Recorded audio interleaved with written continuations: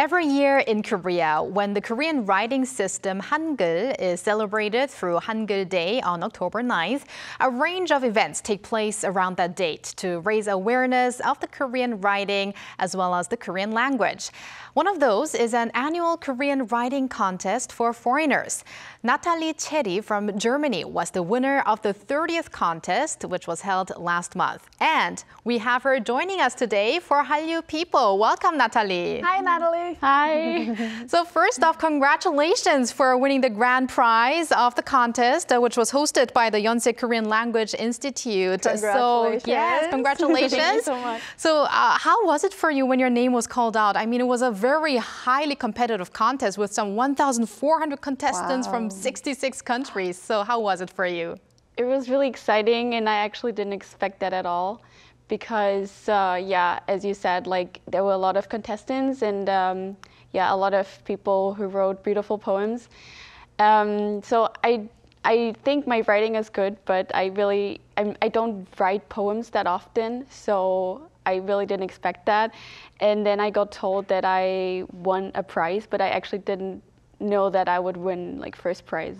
Wow. I mean, who writes poems on a daily basis? Exactly. Even like Koreans, I think is hard for, writing poems. Of course. And I heard this contest had an option of entering poetry or essay, and you entered through a poetry. Why did you choose to write a poem? So like the topics were announced first, like pure star. And I think the second one was about like bus stop. I can't remember clearly, but I thought maybe writing about a bus stop would be more difficult, especially in Korean. And I'm a huge science fiction fan. So I thought writing about stars would be easier. And also I wanted to connect my emotions to something else that I really like, which is like stars and universe. So you just mentioned the topic was star or 별, and it has been praised for being unique and beautiful. So what would you say was your inspiration? So there's a guy that I really like.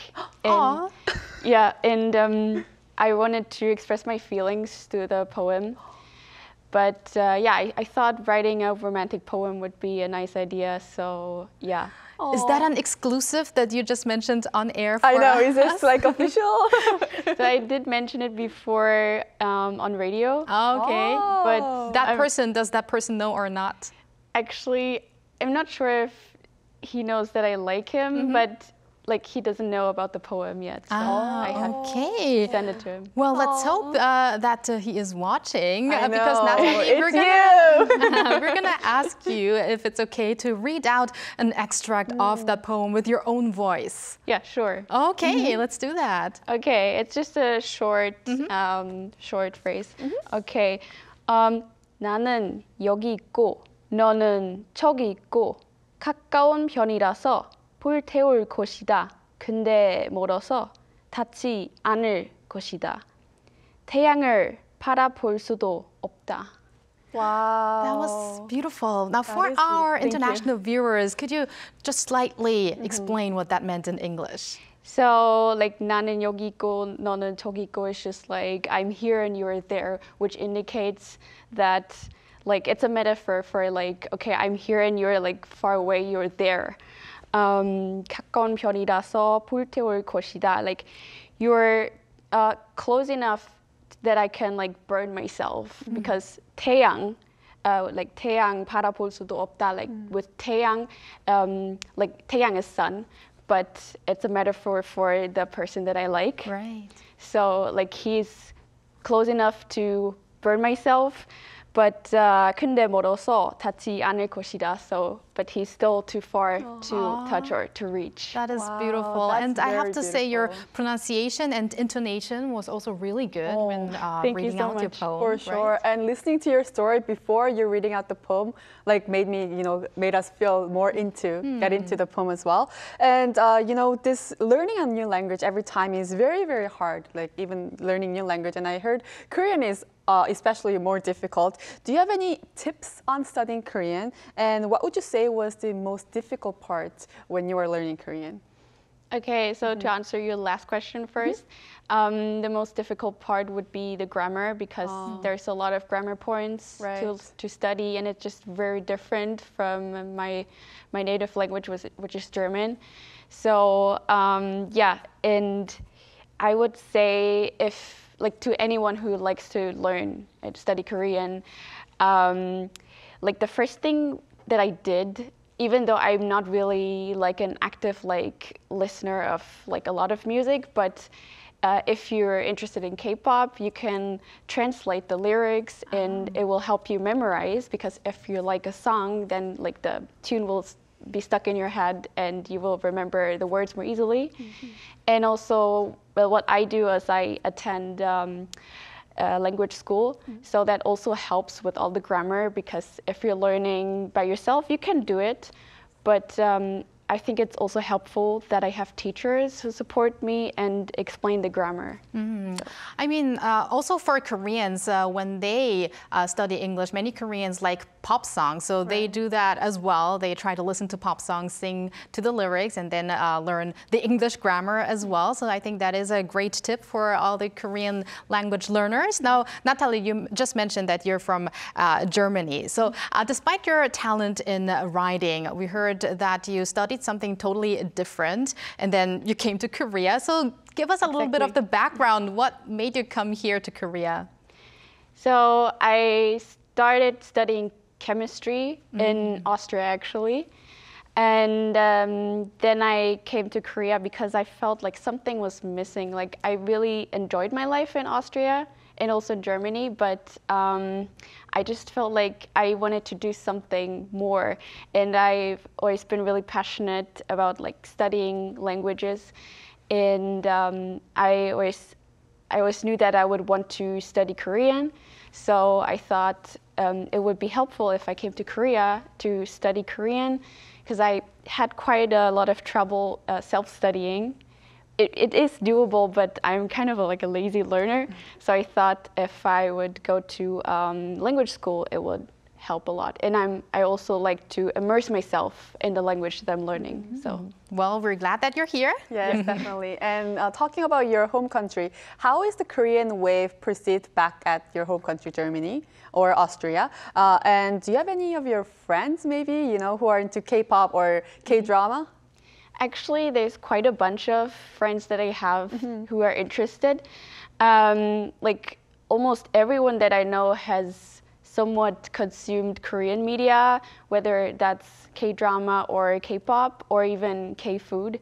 And especially in Vienna, there's a lot of restaurants, Korean restaurants, and one of which is a restaurant that even BTS has visited. Ooh. So it's really popular, and yeah, so there's definitely a lot of people who love Korean culture. And I have to say, there's been definitely a change in the perception of the Korean wave in Germany, Austria, and Europe, because I was born and raised in Germany, and back then no one knew K-pop. So I'm so happy to see that happening and that development. But what about Korean literature? I think that's still a little new, right? That's true. And I think it's mainly because reading in Korean can be challenging if you're not fluent. Even for me, I'm far from fluent. I mean, I'm able to write poems, but reading is kind of different. I mean, it's just been 2 years that you said you started, right? Exactly. And I think that might be the main reason why a lot of people would not be interested in reading literature when they're not fluent, because they would have to translate, they would have to read in their own language. Whereas listening to K-pop, it doesn't really require any language skills. You can just enjoy the music, and K-drama as well, because you can just watch it in your language and still enjoy. But I think because, I mean, many European novelists have actually received the Nobel Prize in Literature, and now that we have a Korean author receiving that prize, maybe the perception would grow regarding Korean literature. Now, Natalie, we would love to see you write more, poems, maybe also longer stories in Korean. So, do you have any plans about writing in Korean, and what would that be? What kind of topic?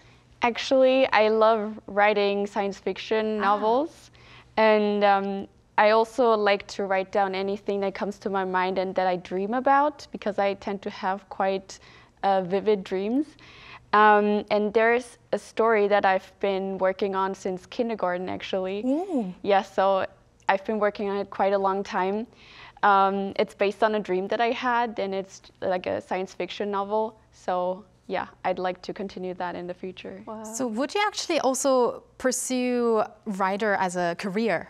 Yeah, absolutely, because I love writing, and I don't really see it as my main job. I will try to explore whether people like my stories or not, but I like to mainly write for myself. So whether I will be publishing books or not, I will still pursue writing. Wow, that's very interesting. Speaking of, your future job as a writer, do you have any, favorite Korean word or expression that you really like?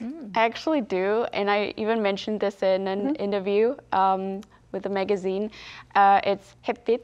Oh, 햇빛. Similar to 태양 in your poem. Exactly, but actually I just like it because it's a positive word, and like when 햇빛 comes out, everyone is happy, and I really like the sun, so I think positive words also have a positive effect on the mood. So definitely, I really think 햇빛 suits you, and 태양 being the sun, and 햇빛 the sunshine or sun rays. And do you also maybe have a favorite Korean book or a favorite Korean poem or lyrics that you would like to share? I don't have anything in particular, like not really like I think there is a book that I've started reading, but as I said, like I'm far from being fluent, so it's still hard for me to read. But I've started reading 이기는 멘탈 by Green Jung, and she's a psychologist here in Korea, and I'm actually a figure skater, so wow. Yeah. So, I mean, That was unexpected. I'm not a professional figure skater, but it can be still challenging because figure skating is a really tough sport. So reading this book actually helps me work on my mentality, and it helps with establishing a good lifestyle. Wow, you're So into that writing, and you study chemistry, and you're now a figure skater. That makes me think you've got even more ambitions. What else do you want to, do in the future, especially here in Korea? Do you have any other career goals? Actually, I love science, so I want to pursue science in my career. But I also love medicine, so I thought about becoming a doctor here in Korea. It will be really hard, but I will try my best. And so I actually started studying chemistry back in Austria to one day be able to study medicine, because that's required in some countries. Wow, super talented, Very Natalie. talented. And we hope that you'll be able to fulfill all of your dreams. So thank you very much for your talk with us today, and we wish you the best for your future endeavors. Thank you so much. And thank you, Bella, as always. We Yes. will see you back next week. Next week, yes, I'll be back next week. All right.